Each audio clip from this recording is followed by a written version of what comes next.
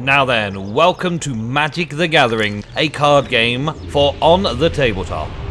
Yes, this card game has been around for a long time. It's possibly one of the most loved and most famous of Wizards of the Coast, subsidiary of Hasbro, all rights included. TM. And copyright, and all that stuff. Well, Magic the Gathering.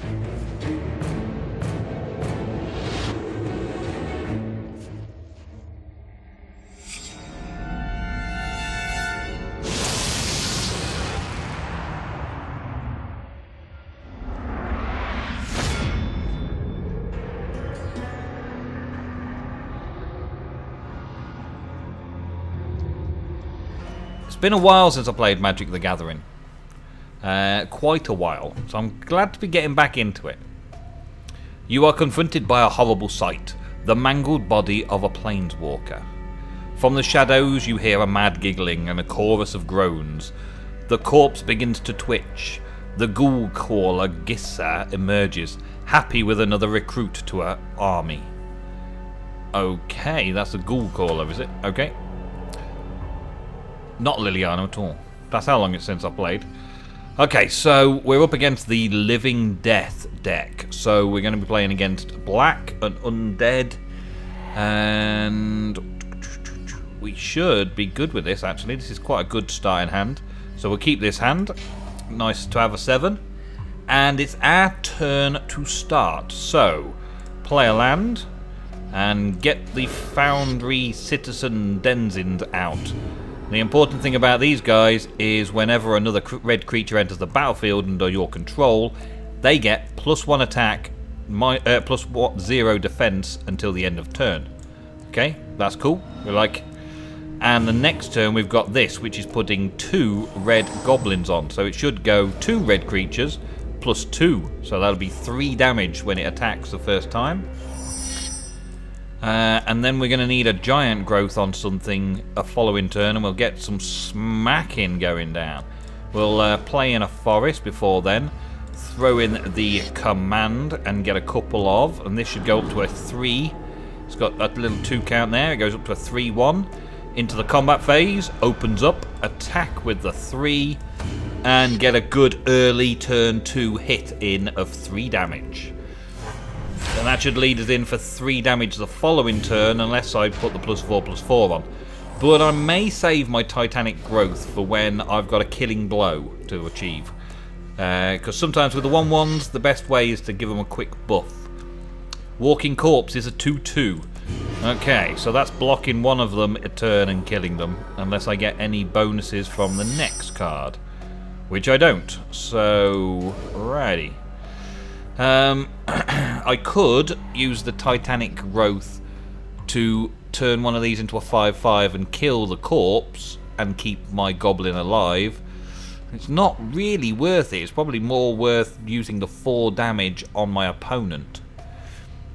Let's continue and let's do a full out attack. I'm going to lose one of these little goblins. But which one? Probably this one. I would block this one if I was him. We're going to go all in. And we're going to attack. Now this is sometimes a risky strategy because they don't necessarily want to block them. Yep, he's blocked that one, okay. Saving the Titanic Growth for a future turn. Gives me that, okay. Well, we've taken another couple of damage off them. If we can do that every turn, then we win. Continue. I'm not going to use Titanic Growth this turn, so into the end phase. We used to play Friday Night Magic every Friday at my local shop, which I was in fact the owner of, and therefore I did quite a lot of deck building and playing. We played the Duel of the Planeswalkers 2013, Duel of the Planeswalkers 2014 in there as well. Ooh, it's a 3/2. It's another biggie. And generally, we had a good laugh every Friday playing a bit of Magic. And I wasn't too bad at Magic the Gathering. So I thought I'd give it a new lease of life online and on this channel, playing a few games. I don't like the look of this, really. He's got big creatures and I'm not getting any creatures out of my deck. And this deck's supposed to have some very big creatures and some burn spells in it. I think I'm going to have to kill his blocker this time round. Otherwise I'm going to get hit for 5 every turn. So I'm going to attack with those two, attack, get ready to stop the timer when he blocks. If he declares blockers, yep, stop timer. And then cast Titanic Growth onto this goblin that's being blocked to give him a boost and to kill that guy there. Do 1 damage to her and 5 damage to the ghoul. That takes the ghoul out of the action, leaving it so that he's still on a 9-turn timer. It means that he's still got to hit me 9 times if nothing changes on the board, which is better than only 3 times, which it was before. Well, 4 times maybe. Okay, so he's attacking for 2. Nothing stopping him from taking 2 off me every turn. I can take 2 off him every turn. What's he bringing out now? Another Warpath Ghoul. Dang! Okay, well, crack on with that then. Let's see what I draw next. It's all about the draw now, the look of the draw. Oh, well, that's not lucky at all. Dang. Okay, well, throw another forest down. I should probably choose this to block this time round and hope that I'm drawing something cool out. So I'm going to skip my attack this time round, and then I've got double blockers against whatever he sends against me. Probably the 3-2 would be the best. Yeah, looks like he's coming out with a double attack, so let's double block that. Reduce the amount of time that it's going to take for him to kill me. Or increase the amount of time, should I say. Yeah, that's it. There we go. There we go. That's it. Taking out the Warpath Ghoul. Lots of death and destruction. Polluted. When it dies, destroy target land. Okay, I'm not worried about that. When it dies, it's a 3-3. That's the bit I'm worried about. 3 damage a turn. And I draw another land. Oh my god. Well, that leaves me with nothing. I've got no options. I can't cast anything. I can't do anything. It just end my turn. And let him hit me for 5. That's only 3 turns I've got alive, so 3 more draws to see if I get anything useful.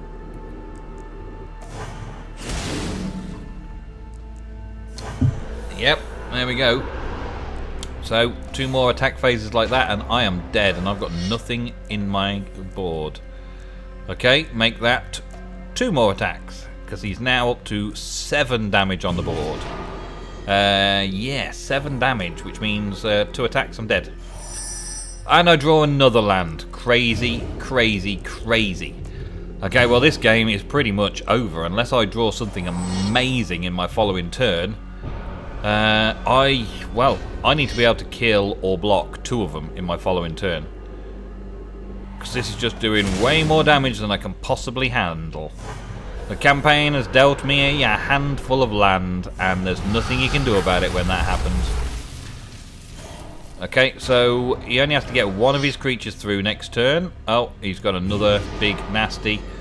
It's all over. I can't think of anything I could possibly draw. Another land, of course, another land. Well, that's it. Game over. Let's move on to the next game. Let's just get it over and done with and start this one again. The campaigns always allow you to do more, but we know what we're coming from this deck now. A lot of big black creatures and not many spells. There's only been a couple of destroying spells, so not too fussed. If I got some better draws, then maybe I could play a little better. But with all of this land, it's just not going to be good in the first game. Yep, -10. I think I'm dead. I think that's game over. I was defeated. Oh. Alrighty then, so a handful of 5 land, a Kiln Fiend and a Titanic Growth. I'm going to draw a new hand. 4 land, a Kiln Fiend, a Timberland, and an Advocate of the Beast. It's not too bad because the Kiln Fiend is a beast, so that is going to give the Kiln Fiend a load of bonuses. Yeah, we'll try this one. Okay, so Kiln Fiend's going to need a mountain, but we've got mountain and forest for these 2 guys. Okay, end of the first turn. Let's see what you've got, Living Death. Just a swamp. That's okay. And end. Awesome. Okay, another land. Don't let it be a landlock phased. Get landlocked in this game, and there's nothing you can do about it. It's just the look of the draw. You've shuffled your deck wrong. In this case, the computer shuffled my deck completely wrong in the last game. Okay, come on. Bring it. Walking Corpse a 2/2. Okay. Well, I can make a 2/3 out of the Kiln Fiend the following turn. So that's okay. I can attack into that. What do we got here? Marauding Mahorn. Ah, that's another one that goes well with the Advocate of the Beast. I can control its attacks. It attacks each combat if able, unless you control a creature named Advocate of the Beast. And I will indeed control an Advocate of the Beast. So this is turn 3. I can throw down another forest. Turn 3, I could have the Advocate of the Beast out this turn, and in the end phase he'll go up, and then next turn I can play him and he will start going up. But I also want to do a bit of attacking, so let's get the Timberland Ranger out and then give the Kiln Fiend the +1/+1 counter.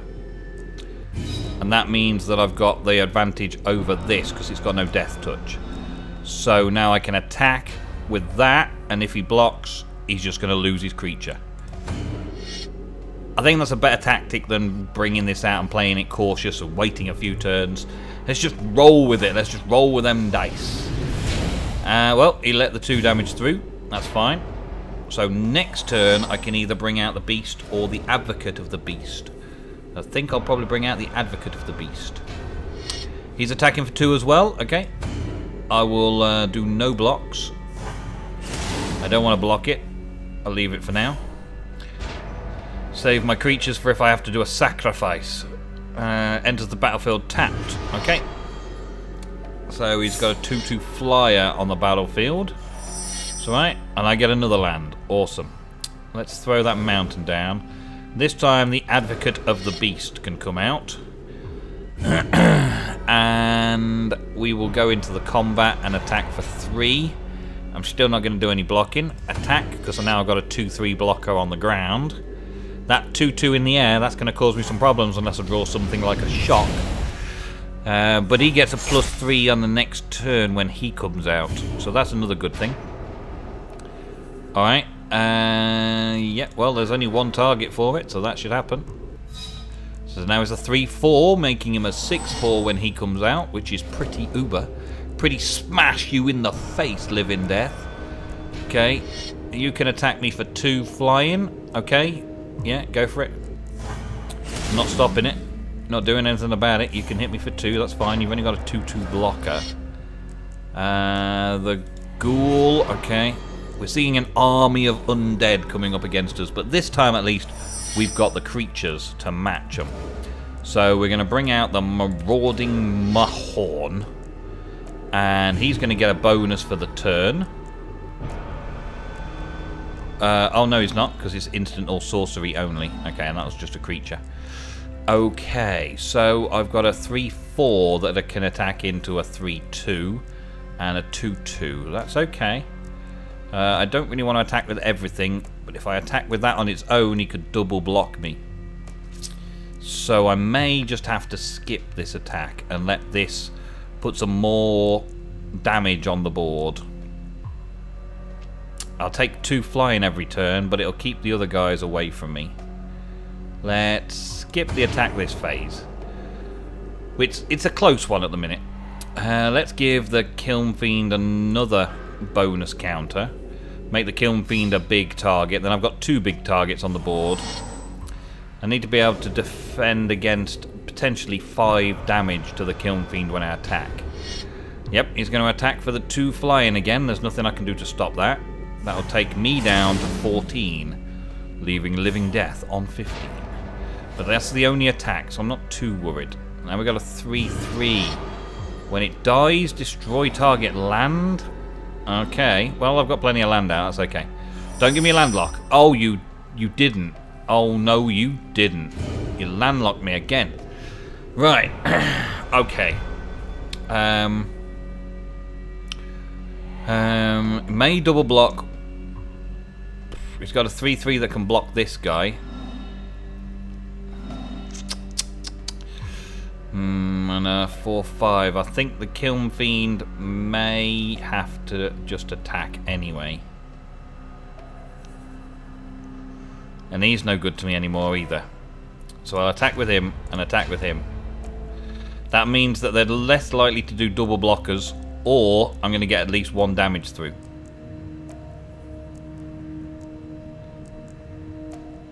Yeah, let's do that. Oh, they did the double blockers as well. Okay, fine. And he's going to kill the Polluted Dead, destroy target land, and nearly kill the Warpath Ghoul as well. Destroy target land, he's going to destroy one of my reds. Okay. Put the beast counter on there. That's cool. 6/4. I think I'm getting an advantage now.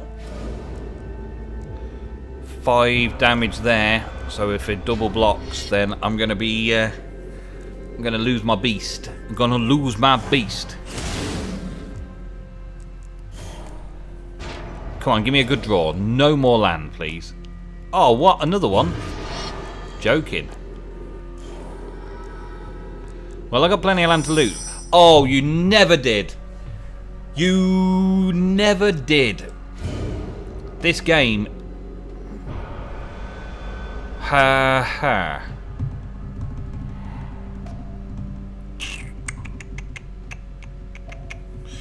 This game. What options have I got? If I attack, I kill some stuff and lose my 1 attacking creature that can get bigger every turn. But I'm going to take 6 more turns to die at the rate I'm going at the minute. Ooh, let's see what I draw. I'd rather have the big creature on the board for a big smash at the end. I'd rather have a big creature to smash into him.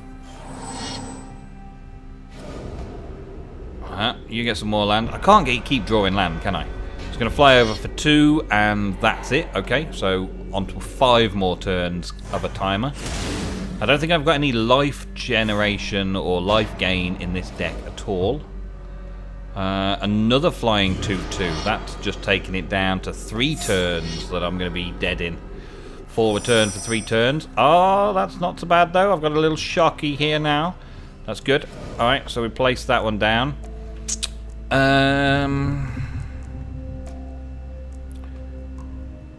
I think I might do an attack. I've got the shock in hand. I might take out quite a few of his blockers. Depends how he blocks. He's got 6. He's got 6 there. If I shock that one, he's got 5, which still kills it. No, I'm going to have to skip another attack. I'm going to skip the attack, stop the timer when he attacks, and kill one of his flyers. That's maybe the only way I can get through his defense. He seems to have a very creature-heavy deck. And I've got all the beginner cards. So I'm not getting a lot right now. Yeah, go for it. Stick that on there. Give me a slightly bigger increase in creatures. When he declares attacks, 2 flyers in, stop the timer, send the shock at creatures. That one. Blast it, smash it, kill it, continue. I'll take 2 damage, please. That's okay. Gives me 4 more turns. It's not bad. Plays a land and brings in another big nasty zombie. Man, this deck is pretty... Oh, and I get land. These starting decks, they don't like to shuffle them. So I've got far too much damage against me again. I'm going to have to take the 4 turn potentials. Keep building him up. What have we got? 4 more turns. That could be a 13. Oh, just an all-out attack. Okay, so I can't block the flyer. I can block that on that. That'll give me 5 damage. I can block that. Well, let's block the big boy on that one. And then that's 3, 6, 7, 8 on there. So I'm going to have to block there in order to alleviate it down to 7. So let's block that one there. Takes it down to 7. 5, 7, yeah. Which keeps me alive and takes out 2 of his creatures, leaving me with 1 big creature. It's gonna be interesting what my next card is. See if we get anything good. Oh, smacking. Oh, smacking. Well, he's got that flyer. Unless I get a shock and another creature in a draw, I am doomed. I think I'm just doomed anyway. Yeah, looks like I'm doomed anyway. I'll land again. Joking. Well, we're not getting off to a very good start in this episode. Well, there's a couple of things. Why did it? Oh, it attacks automatically. Oh yeah. Okay, well. There's a few things that I can think of doing. First thing is buying a booster and trying to get some new cards to put into my deck, because my deck obviously is a brand new newbie deck that sucks. And I could do with winning a few matches in order to gain prizes. And this deck, in the campaign, it's pretty difficult by the looks of it. Maybe I should try some multiplayer and see how much easier multiplayer is. Yep, I'm dead. Alright, well, thank you for watching Magic the Gathering on the tabletop. Same time next week. See you later.